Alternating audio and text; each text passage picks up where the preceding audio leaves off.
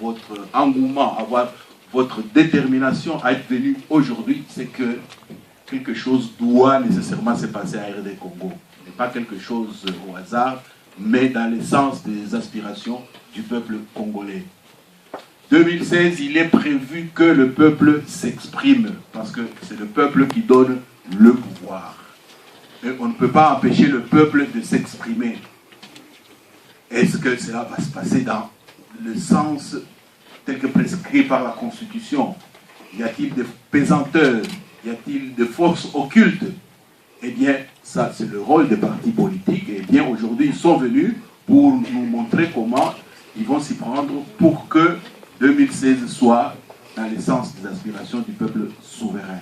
Et donc, le premier intervenant, ce sera l'abbé Faustin Kwakwa, qui est à mes côtés, qui est de l'ESID, et il va donner le thème de sa communication.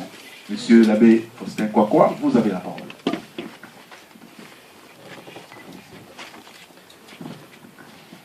Évidemment, le thème de ma communication, c'est « Mort pour la démocratie ». Il s'agit d'une lecture historique des événements du 16 février. Il m'a été donc demandé de faire cette lecture-là. Pourquoi cette marche a eu lieu? Qui en étaient les instigateurs? En effet, comme tout le monde le sait, elle avait pour raison la revendication de la réouverture de la conférence nationale souveraine qui avait laborieusement débuté au mois d'août de 1991 et avait réussi à se doter de son bureau provisoire le 24 décembre 1991 et fut brusquement suspendu par le gouvernement dirigé par M. Ngouze Karambond, dont M. Ngwanda a été ministre de la Défense le 19 janvier 1992. Ce qu'on devra savoir, après plusieurs années de dictature et de mauvaise gestion du pays, la CNS était pour le peuple un espace de dialogue où devaient prendre corps les bases d'une nouvelle société bâtie sur la démocratie, le respect de la dignité humaine et des droits humains, et surtout une société préoccupée par le bien-être de tous. C'était le lieu de l'élaboration du projet tant souhaité d'une troisième république complètement différente de la deuxième. Cette aspiration était bien rendue dans les documents des évêques du Congo du 27 janvier 1992, demandant la réouverture de la dite CNS. Les évêques disaient en effet, aujourd'hui plus que hier, les nations du monde sont convaincues que la paix passe nécessairement par l'instauration de la démocratie. Le peuple réclame pour cela leur participation à la gestion du bien commun ainsi que l'alternance au pouvoir. À plusieurs reprises, continue l'évêque, et de diverses manières, notre peuple a exprimé et continue d'exprimer sa volonté d'accéder pacifiquement à la démocratie.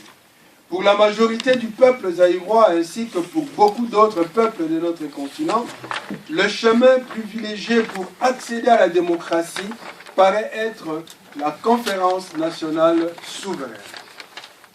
Donc la conférence nationale souveraine pour les évêques était incontournable.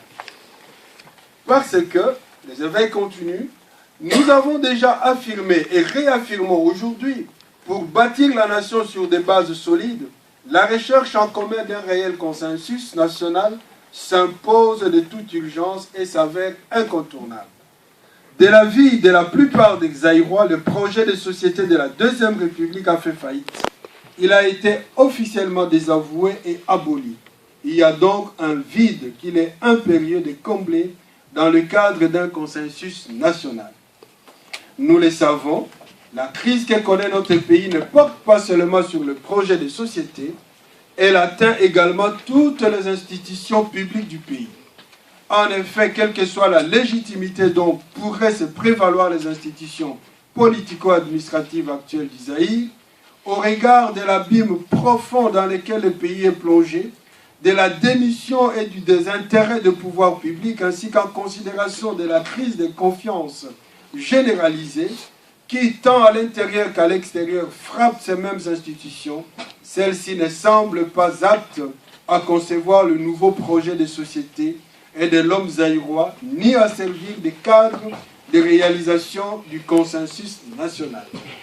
Pour les évêques, La CNS avait comme objectif, voici bientôt 2 ans que nous avons souligné la nécessité pour le peuple de procéder à la conférence nationale, à une évaluation sans complaisance, mais dans la tolérance, la vérité et la justice, des causes, des succès, des échecs du passé, afin de mieux baliser l'avenir. Nous avions en outre précisé quelques-uns des objectifs majeurs de la CNS, fixer les nouvelles orientations politiques, économiques et socioculturelles du pays, s'entendre sur les nouvelles structures et institutions zaïroises, définir le profil du nouvel homme zaïrois et plus spécialement celui des personnes appelées à gérer ces structures et institutions, étudier toutes les questions relatives au processus de démocratisation tels que constitution, partis politiques, élections, mettre sur pied un gouvernement de transition. Alors, les évêques vont constater que toutes ces espérances, malheureusement, sont anéanties avec la fermeture de la conférence nationale souveraine qu'ils qualifiaient d'injuste. C'est dans ces contextes qu'un groupe appelé Comité laïque de coordination, composé d'une dizaine de personnes, pour la majorité membres de la CNS, auront pour porte-parole M. Pierre Lumbi et François Kandolo, d'heureuse mémoire, Pierre Lumbi que vous connaissez, qui est le président du parti politique MSR aujourd'hui. Il y a des personnalités qui faisaient partie de ça aussi, que vous pouvez connaître, qui étaient dans la société civile, comme le professeur Loseke, comme Martin Fayoulou, à ce moment-là. Ils étaient dans la conférence nationale souveraine, membres de la commission de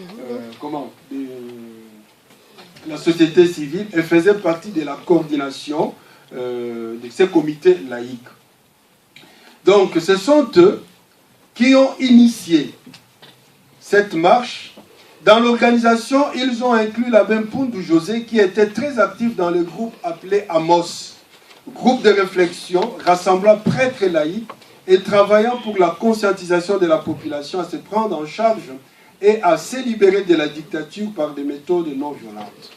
Par l'abbé José Mpundu, l'association des prêtres quinois, très active et organisée en ce moment-là pour le changement dans notre pays, va apporter aussi un concours très considérable dans la sensibilisation de la population.